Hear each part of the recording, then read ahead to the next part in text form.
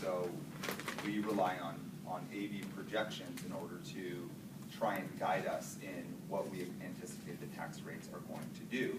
And so on the subsequent slides, we show a series of charts for each of the measures based on some scenarios of AV tax rate growth, going from 0 to 2 to 4 up to 6% on a year after year basis.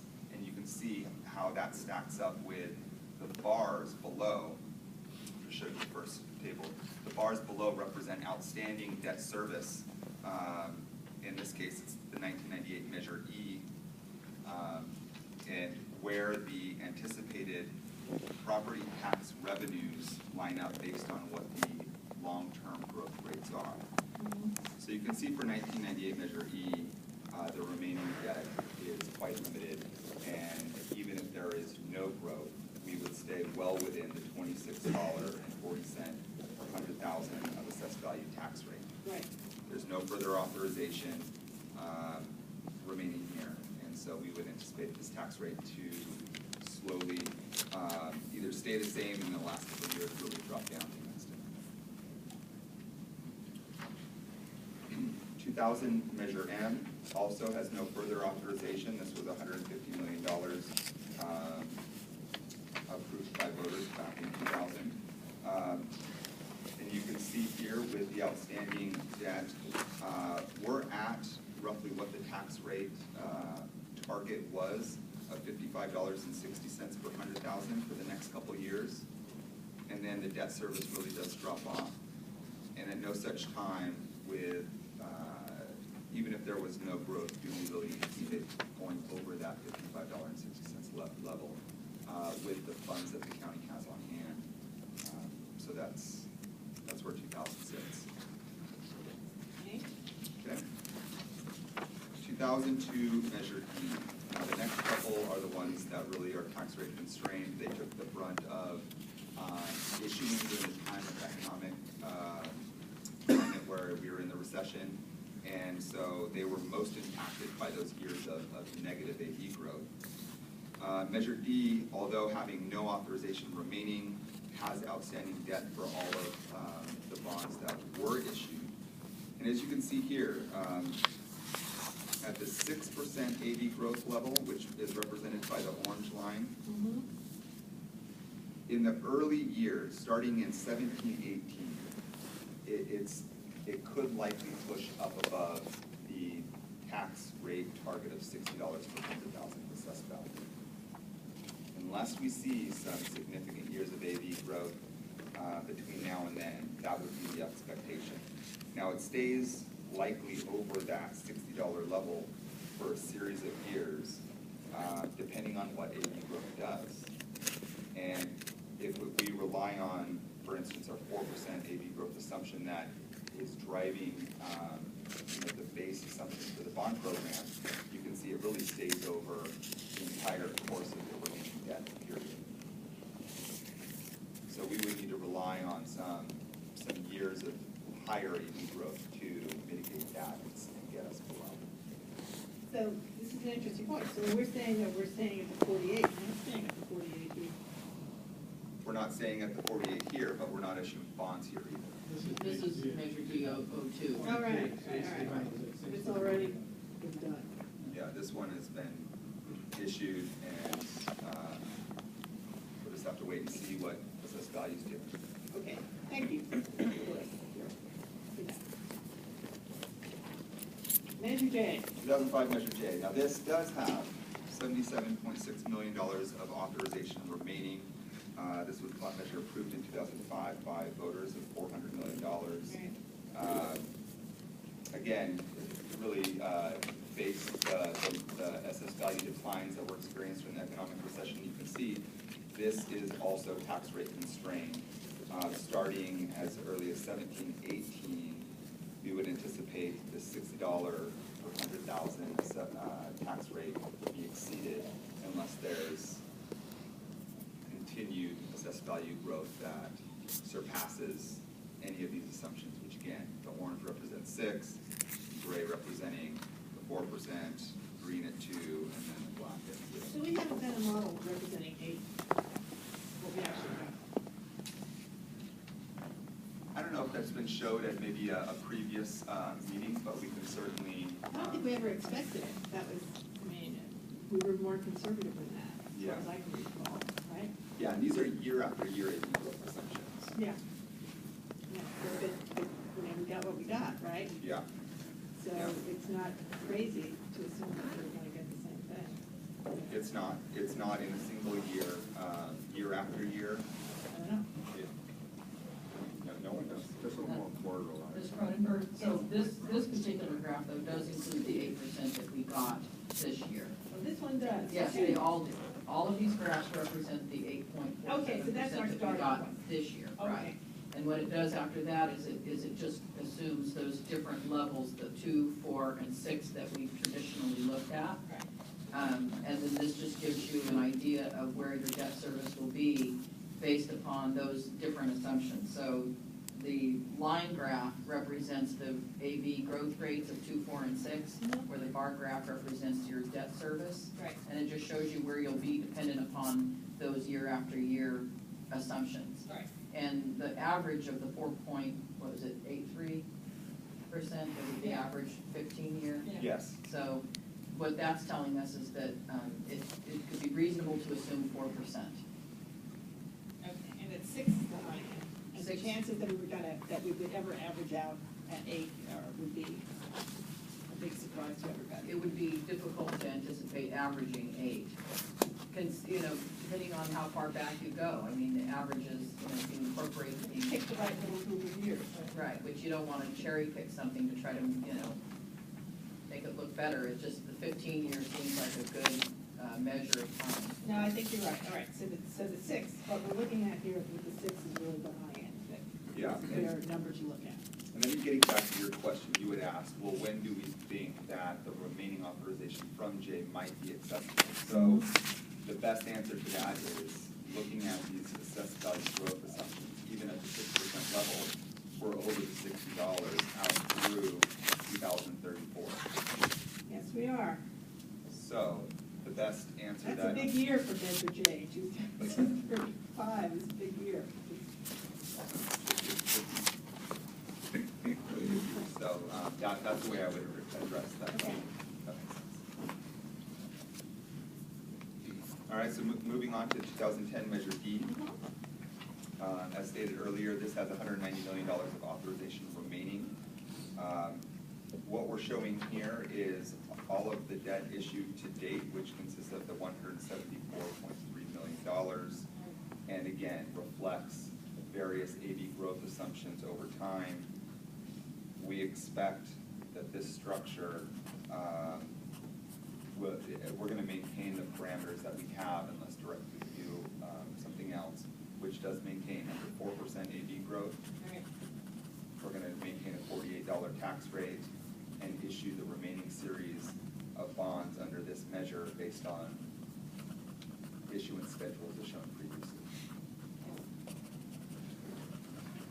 And really, 2012 Measure E follows suit with that same level of understanding. Also, $190 million of authorization remaining. We would be looking to issue the remainder of that money under the $48 tax rate at 4%.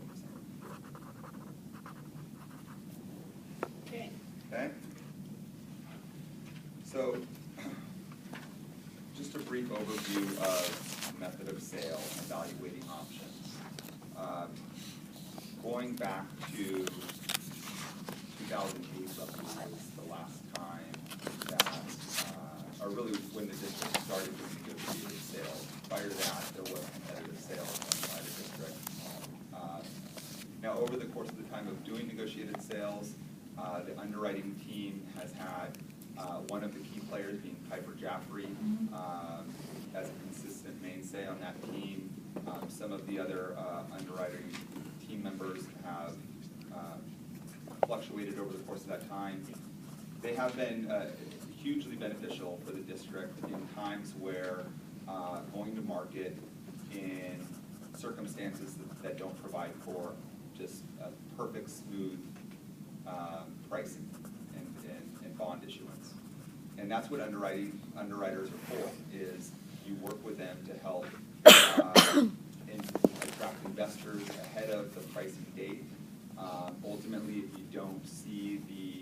audience or the appeal of the bonds on the day of pricing, the underwriters will purchase those bonds and then resell them over the course of time, but they invest their capital.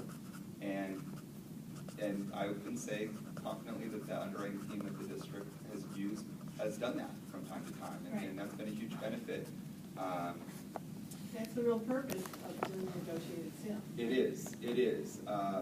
But I also want to say that because the district is a frequent issuer, has a fantastic credit rating, which really distinguishes the district in a unique category, higher, some of the highest categories of California school district. That's an interesting point. Let's stop there for a second, because I think we really appreciate that.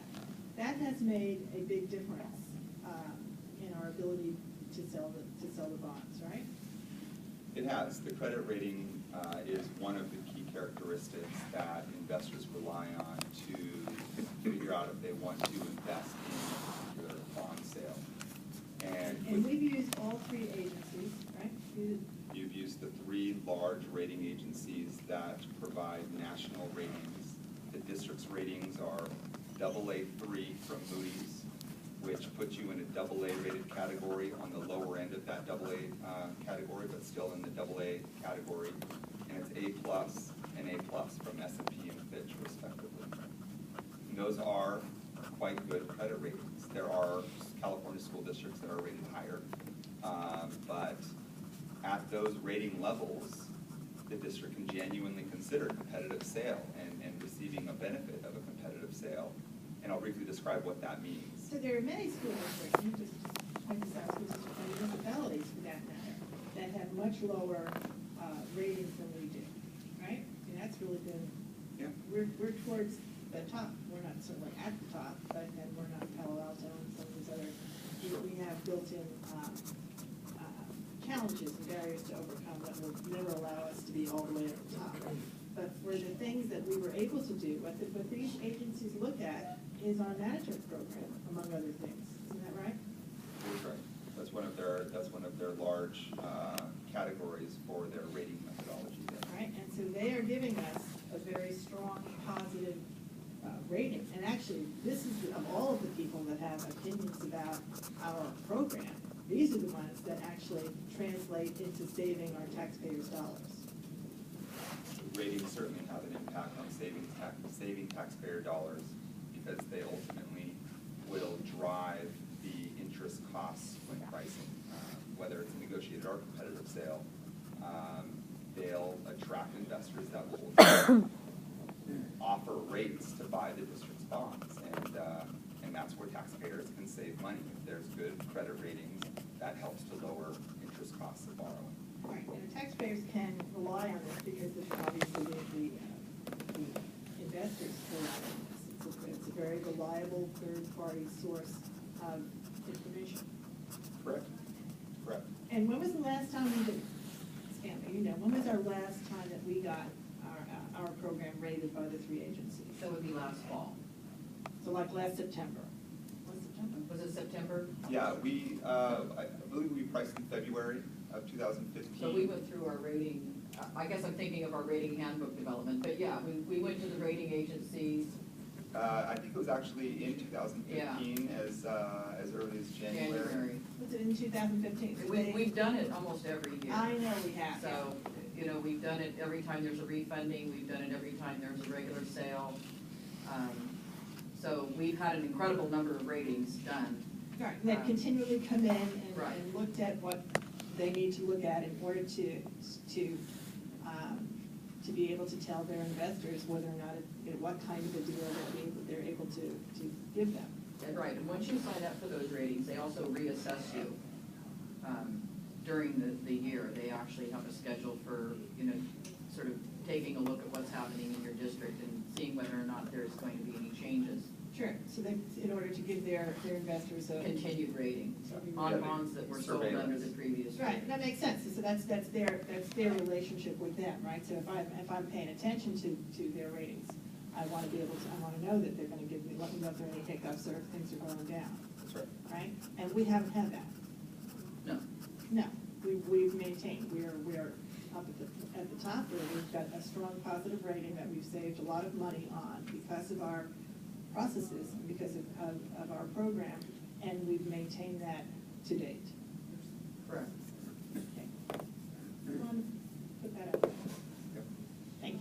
So with the district's strong ratings. Yes. And the fact that the district is a frequent issuer, it does provide for discussion to consider competitive sale. So in this table that we have on this slide, it lists characteristics that really distinguish most issuers and what they're weighing in determining whether they would like a negotiated sale, bringing on cumulative underwriters in advance of the pricing, negotiating a scale, and going out to market on a specific day and time that is discussed, and basically the rates are set and negotiated in advance of. Whereas competitive sale, you do not have a selected underwriter, and you post your official statement or your preliminary official statement, and on a specific day you receive bids from interested underwriters via an online bidding platform, and the lowest interest cost, lowest true interest cost is the winning bidder, and that's how a competitive sale works. But you don't have any safety nets necessarily there. As you do with And that is, I negotiated think, sale. you hit upon the real reason that we've done the negotiated sale has been to provide the safety net. Is that right, would you say, Ms. Gamba? Yeah, I think it's more than just the safety net, it's actually the marketing piece itself, because during the economic recession, there was varied customers, if you will, for the kinds of bonds and so forth that were being offered. And so it was felt that, we would have better placement of those bonds through a negotiation process. Yes, the negotiation process is the one that allowed us to have contact with potential investors. Correct. Beforehand, which you wouldn't have if you had the competitive sale. Right, you would, from the standpoint of the safety net, I would say that you would still have, once an underwriter puts in the bid, they still do have an obligation in terms of performing on their underwriting duties. So what you get is, you get that marketing, you get the piece that gets to go up front. But you're saying even if that's a competitive sale? Right, well, no, the competitive, you do not get the marketing. You only get the marketing and the negotiated. Okay, you get the marketing and the negotiated, and what about the safety net? The safety net you do get in competitive. The underwriters are still an underwriter. Well, they can Yes. put conditions on things that, Although you can't control the bids that you get in. Right. You don't know if you're gonna get 2 bids or if you're gonna get 10 bids. Right. And if you get 2 bids, sometimes it can be argued that maybe there could have been another bidder out there that was focused on something else that day, and the lowest cost was not the true market low cost. So that's what you can't guarantee in a competitive sale typically, whereas a negotiated sale, there's a process leading up to the pricing where you're in negotiations to ensure that you are getting the lowest price that those underwriters on your team are willing to pay. But you're also, the reason that, as I understand it, that you're really going to be motivated to do the negotiated sale rather than the competitive sale is to in fact build a market. If I felt there was an incredibly great market, I wouldn't necessarily do the negotiated sale, right? I would believe it would stand on its own. So what I'm trying to do is increase my market when I'm having a negotiated sale. It's like when you're selling your house and you give it exclusive to somebody. You don't have to give it exclusive, you could just That's put it right. out there. If you think that you're gonna get a higher price. Right, if you think you can play everybody against each other, that's what you're gonna do. That's right. If you think you need the broker to be able to support and build up the price of your house, then you're gonna do it exclusive. So it's exactly. Good analogy. The same thing, right? and I think it's also important to understand that the investor outreach piece helped investors to understand who we are as a school district. People were always associating us with the state loan that was taken out in the 1990s. Right. And to help people understand that, when we paid off the state loan early, we paid off the IBM debt early, we capped our OPEB benefits, we, restructured and did things differently financially in the school district as a whole. And, investors that are coming in under a competitive sale, you know, it's a very fast-paced activity, you know, desk-based activity on the day of the sale. Yeah. And the OS is out there for people to read a little in advance, but there's not any of that real deep conversation about what's happening. And the negotiators allowed us to have those conversations and expand our investor base, and really did make a difference in terms of us being able to have a broader base of investors. And but it may be time to consider that we are now where we are. Investors do now know us, and it may be time for us to consider competitive could be the better deal for the taxpayers. Exactly, and that's something that's absolutely. Before the next sale, I think we have to have that conversation. Absolutely. But it's interesting to me that those are the same kinds of things that the rating agencies were looking at. Yes. Right? And the difference with them is that it is their role to actually look deeply at them, right? To arrive at their conclusions. The only real difference is that ever since 2008, we had kind of immediate distrust of rating agencies in some quarters for at least a little while. Oh, right. Okay, a lot of the big institutional investors, they're still are in the mode of doing their own investigations. They do not rely entirely on rating agencies. So, and consequently, on a large competitive sale,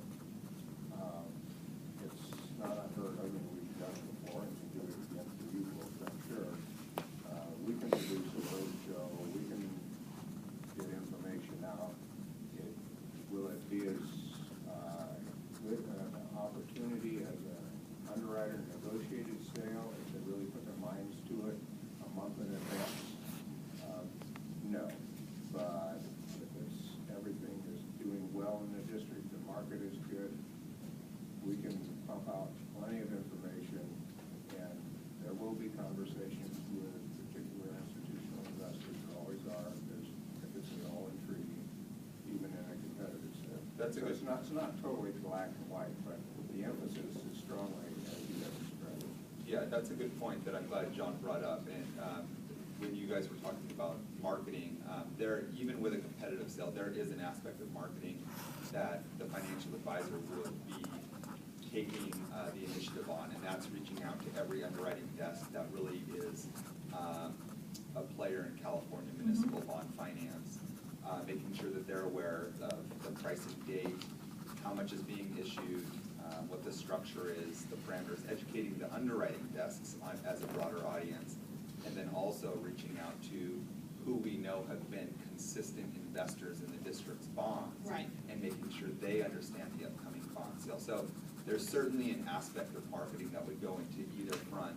On negotiated, I think also one of the distinguishing factors is underwriters have investor accounts that rely on them to constantly bring new bonds to their accounts, or at least so they can evaluate bringing them to their accounts. And so there's, in certain cases, there's a more underlying relationship there that the underwriters utilize during their marketing effort that KNN as a financial advisor, we don't rely on that. We rely on the issuance itself to drive the investor appetite for each issue, and not necessarily a relationship with an investor or investor group. So that's just some other. That's interesting, but I hadn't really thought too about our historic customer base. We have, when we're looking at this, what we really have is a whole list of investors and people who hold this paper. There are familiar faces on that list. There are a lot of people who come back again and again, right? I mean, we really could break that all down and say, here's who they all are. And they've made decisions, somebody's made decisions for them over the years, right? Yep, absolutely. Yeah. So we have some historic buyers who come back again and again. And actually, we have people, in my understanding, is we have institutional investors who returned many times to be our supporters. That's correct. Yeah. So it's an interesting part. We don't really think of the district this way, but part of the community of our district are these investors, right? We've got our taxpayers, but we also have whoever they are. I forget who they are. I mean, who would you think is the biggest investor that we have? Wells is certainly, they have Wells Asset and Wells Capital Management, both. There's two different layers